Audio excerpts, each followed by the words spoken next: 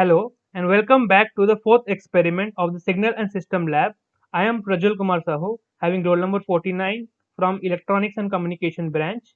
So in this experiment, we will be dealing with a very important part of the signal processing that is known as convolution. So let's get started. Before moving on, let us make something simple and clear. What is a signal and a system? Signal is basically a function that conveys some useful information about a phenomenon. Any time varying changes in voltage, current, temperature, or maybe electromagnetic waves which carry some information can be termed as a signal. And system is any process that produces an output in response to an input. So let's move on to the next slide. Convolution, as you can see, is basically uh, applicable on linear time invariant systems, which we will discuss shortly.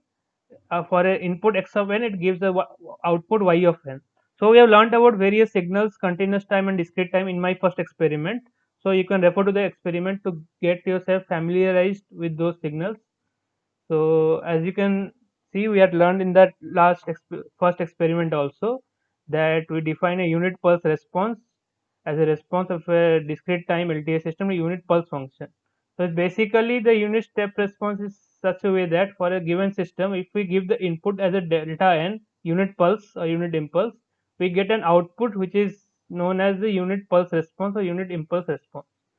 So the principle of time invariance and linearity I will discuss towards the end.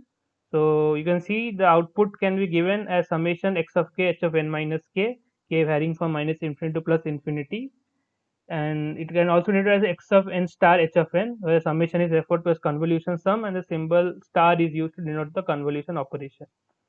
So systems can be characterized by difference equations as a relation between the inputs and the output, and these systems have various properties which we will be dealing shortly.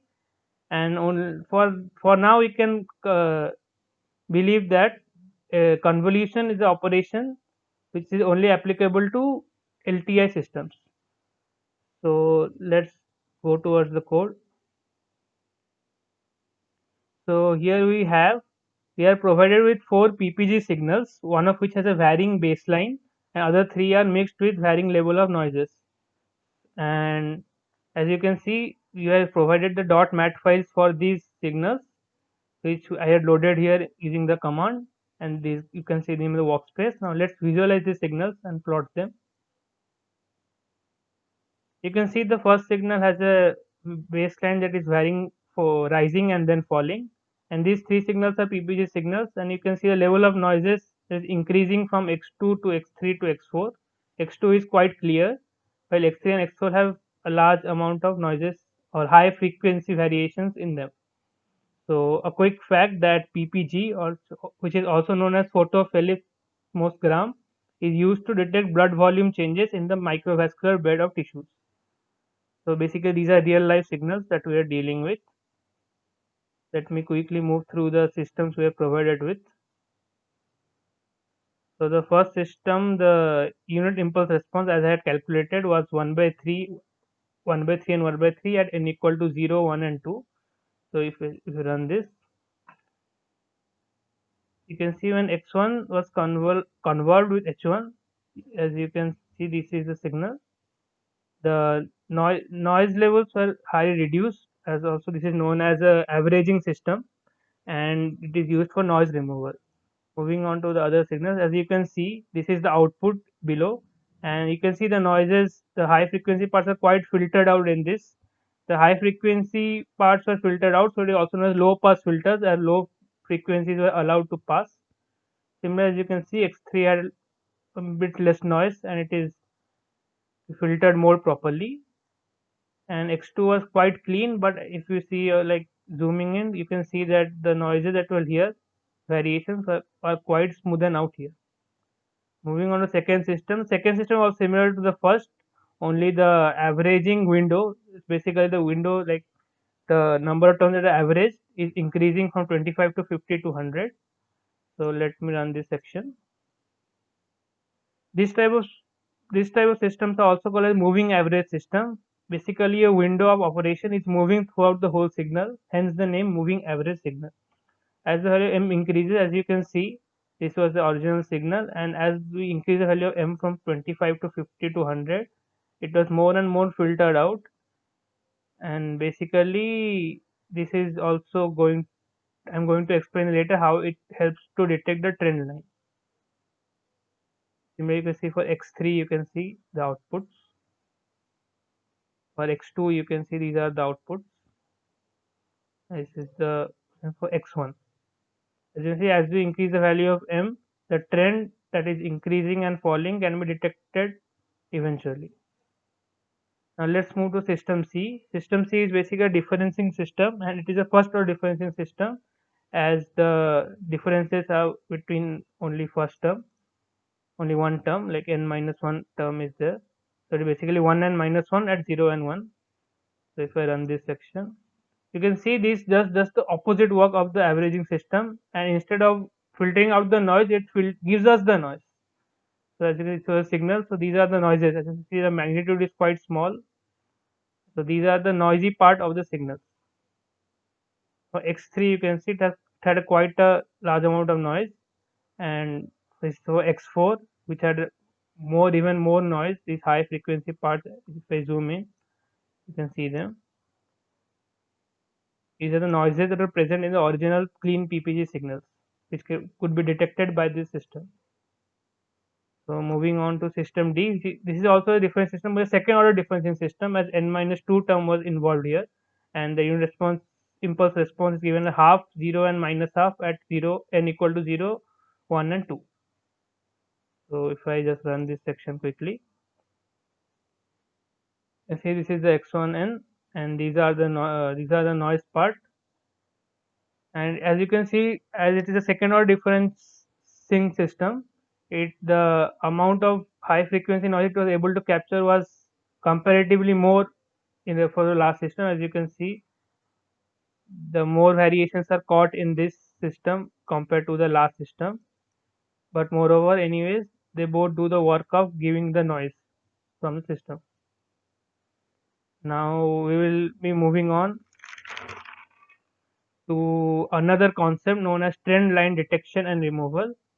We have already seen the moving average filter of system B. As we increase the value of m and increase the width of the window, that windowing function, so we could get closer and closer to the varying trend line. So let's get started with the trend line detection and removal, and we'll move on to the properties of LTI systems and other systems given us in the question. Hello. Now coming to the trend line. So as we can see, the trend we are seeing the first signal in the x1, as the rise and fall in this signal, and the baseline was kind of like a normal distribution. So to remove them and detect them, we have already learned about the moving average filter. So for high values of m, the output acts as a narrow low pass filter and detects the trend in the baseline. So you can see the window of the filtering function, or the window of that unit impulse function, determines the accuracy in the detection of the trend line. So for now, let me take n as 150. Is already seen for n equal to 100. So basically, let me clear out some things here, that we use the tool of zero padding to adjust this delay in input and output. As there is a delay in the input because the actual averaging starts a bit late, as you can see from this question. There is y of n is given as summation 1 by n summation x of n minus k varies from 0 to m minus 1. The actual averaging will start from the mth term. So there is some delay in the output. So basically the output we get is shifted. So to shift the input correspondingly, we use the concept of zero padding, which is basically adding zeros to the signal at the start. So basically, as I was uh, playing with this position of zeros in the input signal, I came across a thought and just decided to distribute the zeros equally in the start and end of the signal. I placed half of zeros in the front and half of zeros in the back, and in this case I got some interesting results, which I will show now. As you can see on the right side, I have only padded zeros at the front of the signal, while in the left side I've added half of the zeros in the front and half of the zeros in the back. So as you can see, when we plot the input, and the trend line is basically the convolution function of that filtering function, moving average function. And you can see when we subtract the output from the input, we get these two in the green signals. You can see the trend is removed quite in the left side, and the trend is also removed in the right side, but there is some fluctuation in the beginning of the signal, which I could see that was successfully removed if I just symmetrically padded the zeros in the input. So as you can see, for small n, the 150 is quite similar, the both the trend removed inputs, and even these parts you can see that some high frequency parts are also there along with the low frequency. So to make it more accurate and better, we increase the value of n or m in the question. So let's take n as double it to 300 and see the results.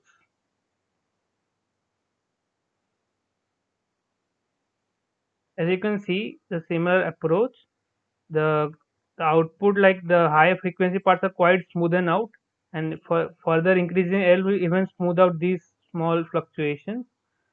So coming to the main part, as you can see, when the symmetrical zero padding, the when removing the trend gave a quite a nice signal, but using the zero padding and the only the beginning of the input gave a quite unrequired or not so helpful output, as a trend is also visible in this. After even removing the trend, there is another trend visible here. So this on the left side is quite nice. So as per my experimental approach, I deduced that there may be some factor of symmetry playing role in adjusting the varying baseline wonder to remove and get our required signal. So this is all we have in this signal processing. Now moving on to the properties of the system which I discussed earlier. We continue from here. Basically, we have properties of linearity. That is, linear system have property that output is linearly related to the input and must satisfy homogeneity and superposition. So, if input x1 to system gives the output y1 and input x2 gives the output y2. So, if we give an input as a1 x1 plus a2 x2, the output should be a1 y1 plus a2 y2, where a1 and a2 are constant. Similarly, for time invariant, it's a property that a time shift of input causes a corresponding shifted output. So if we delay this input signal or like advance the input signal, the output should be correspondingly delayed or advanced. So basically, x of t gives y of t as the output. So x of t minus t naught should give y of t minus t naught as output, and same in discrete case, input of x of n minus n naught should give y of n minus n naught. Moving on, next property is memory or memoryless system. A system is said to memoryless if the output at a given time is dependent only on the current input. So basically, a memory system does not have memory to store any input values because it operates on the current input. And a system is not memoryless and depends on a future input or past input. We call it as a system with memory. Basically, static systems are memoryless, but dynamic systems are memory systems. Now, causal and non-causal signal. So, system is causal if the output at time t or n in case of discrete time depends on the input up to time t or n. So, in causal system, the output does not depend on any future input basically, and non-causal system, the output depends on a future input. In other words, you can say there is no output until the input comes. From the unit impulse response, we can check that for n equal to 0, h of n must be 0. If this condition is satisfied, then we can say that the system is causal. And causal systems are the one which can be realized in real life. And now coming to stable and unstable systems. Stability is another important property. A stable system is one where, like, if the small in like in one which small inputs lead to responses that do not diverge. More formally, if the input is bounded, the output is also bounded. So if we just have the difference equation, you can see that if we bound the input and the corresponding the output gets bounded, though it is a Bibo stable system, that is bounded input, bounded output. And from the impulse response, if we take the absolute summation of the impulse response from k equal to minus plus infinity, and it is finite, so we can also conclude that the system is stable. So that's all in this experiment. Thank you.